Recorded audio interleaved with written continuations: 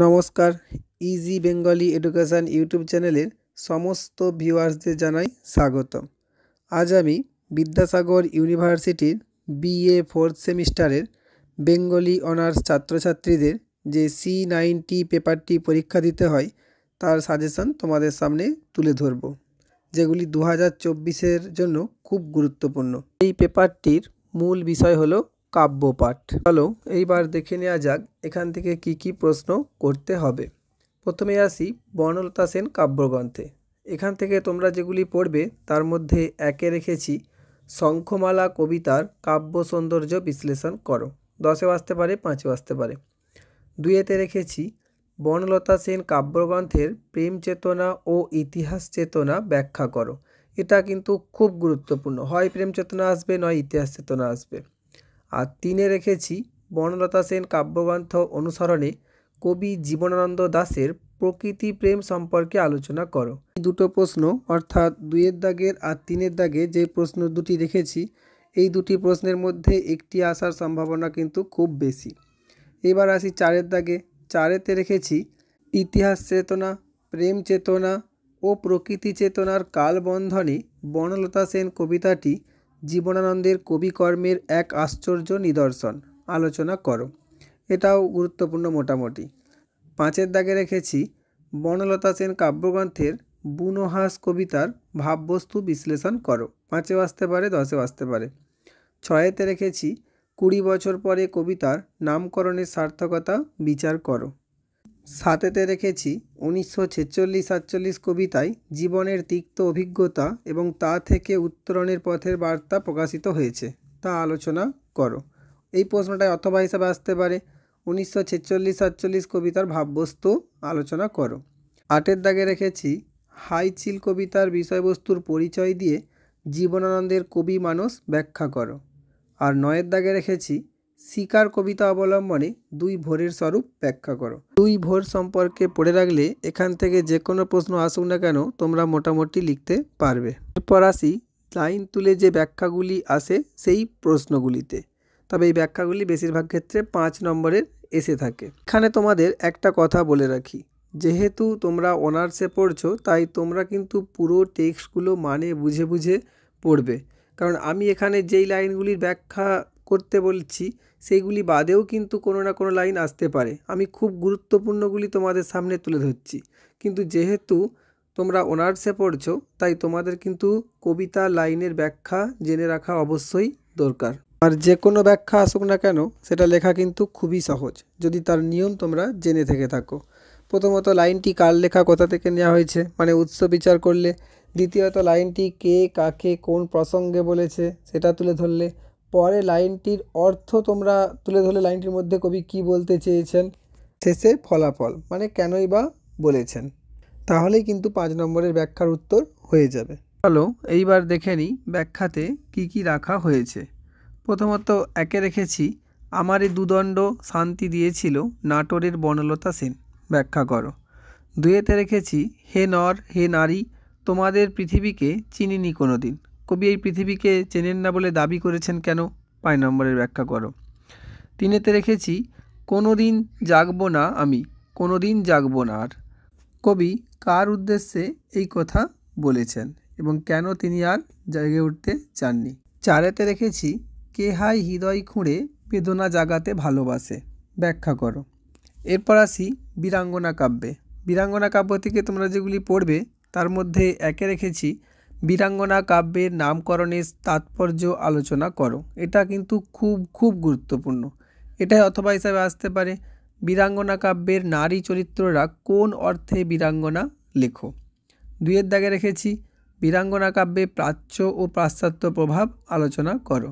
3-এর দাগে রেখেছি দ্বারকানাথের প্রতি রুক্মিণী পত্রে রুক্মিণী কুমারী হৃদয়ের অনুরাগ রঞ্জিত রূপের যে পরিচয় ফুটে উঠেছে তা উল্লেখ করো। 4-এর দাগে রেখেছি বীরাঙ্গনা কাব্যের সোমের প্রতি তারা পত্রিকায় তারার নবরূপায়ণ আলোচনা করো। 5-এর দাগে রেখেছি দশরথের প্রতি কেকয়ী পত্রের কাহিনীটি নিজের ভাষায় লেখো। 6-এতে রেখেছি লক্ষণের প্রতি শূর্পণখা পত্রে পৌরাণিক কাহিনীকে মধুসূদন কিভাবে বদলে দিয়েছেন আলোচনা করো। সাতেতে রেখেছি বীরাঙ্গনা কাব্যের নীলধ্বজের প্রতি জনা পত্রিকা অবলম্বনে জনার ট্র্যাজিক চরিত্রের পরিচয় দাও। এটা মোটামুটি, কিন্তু উপরে 6টা তোমাদের পড়তে হবে। প্রথমত একটা সার্বিক প্রশ্ন আসার সম্ভাবনা থেকে থাকে, সেখানে নামকরণ আর প্রাচ্য পাশ্চাত্য প্রভাব যেটা রয়েছে এই দুটোর মধ্যে একটা হয়তো আসতে পারে। আর তারপর যে 4টি প্রশ্ন রাখা হয়েছে সেই 4টি প্রশ্নের মধ্যে একটি 10 নম্বর আর একটি 5 নম্বরও কিন্তু আসতে পারে।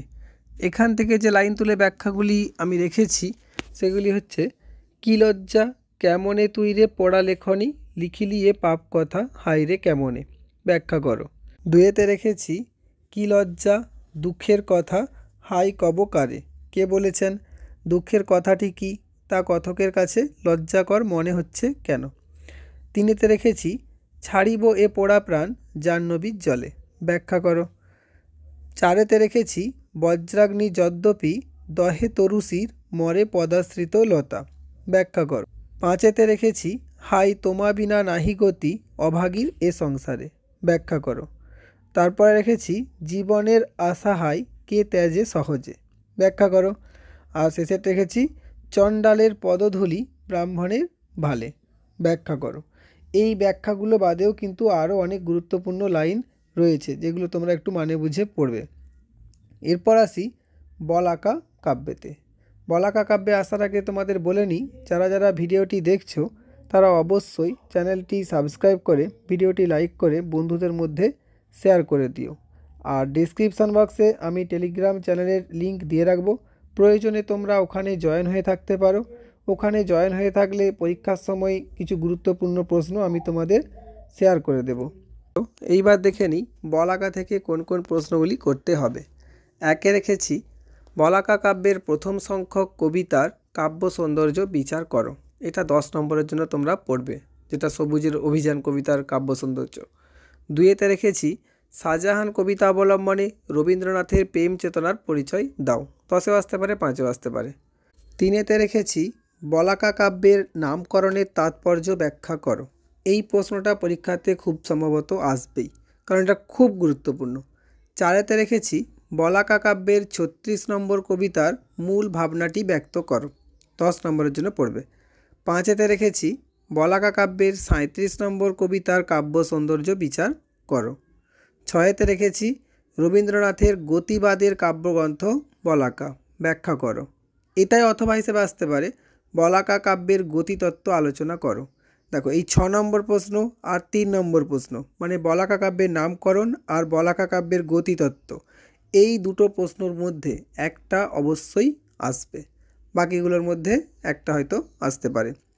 এরপর এখান থেকে যে লাইন তুলে ব্যাখ্যাগুলি তোমরা পড়বে সেগুলির মধ্যে 1-এ রেখেছি ধনিয়া উঠিছে শূন্য নিখিলের পাখার এ গানে, হেথা নয় অন্য কোথা অন্য কোথা অন্য কোনখানে, ব্যাখ্যা করো। 2-এতে রেখেছি মাটির আধার নিচে কে জানে ঠিকানা, খেলিতেছে অঙ্কুরের পাখা, ব্যাখ্যা করো। 3-এতে রেখেছি অব্যক্ত ধ্বনির পুঞ্জ অন্ধকারের উঠিছে গুমরি, কোন কবিতায় কোন প্রসঙ্গে একথা বলা হয়েছে, অংশটির তাৎপর্য বুঝিয়ে দাও। 4-এতে রেখেছি বীরের এ রক্তস্রোত মাতার এ অশ্রুধারা বিশ্বের ভাণ্ডারী শুধিবে না এত ঋণ, ব্যাখ্যা করো। 5-এতে রেখেছি দূর হতে কি শুনিস মৃত্যুর গর্জন ওরে দিন ওরে উদাসীন, ব্যাখ্যা করো। 6-এতে রেখেছি হে ভৈরবী ওগো বৈরাগিনী চলেছ যে নিরুদ্দেশে সেই চলা তোমার রাগিনী, শব্দহীন সুর, ব্যাখ্যা করো। 7-এতে রেখেছি শিকল দেবীর ওই যে পূজা দেবী চিরকাল কি রইবে খাড়া, পাগলামি তুই আইরে দুয়ার ভেদি। শিকল দেবী বলতে কি বোঝানো হয়েছে, পাগলামি কাকে বলা হয়েছে, এই পাগলামিকে কবি কি করতে বলেছেন। 8-এতে রেখেছি যুগে যুগান্তরে কহিতেছে একস্বরে ভুলি নাই ভুলি নাই ভুলি নাই প্রিয়া, তাৎপর্য ব্যাখ্যা করো। মোটামুটি এই প্রশ্নগুলি তোমাদের করতে হবে। হয়তো সাজেশানটি দেখে মনে হতে পারে যে অনেক প্রশ্ন এর মধ্যে দেওয়া রয়েছে, কিন্তু এই প্রশ্নগুলো না করে অনার্সের পরীক্ষা দিতে যাওয়াই উচিত নয়। এই ধরনের আরও অন্যান্য ভিডিও পাওয়ার জন্য তোমরা অবশ্যই চ্যানেলটি সাবস্ক্রাইব করে বেল আইকনটি ক্লিক করে রাখবে, যাতে খুব তাড়াতাড়ি নোটিফিকেশান পেতে পারো। ধন্যবাদ।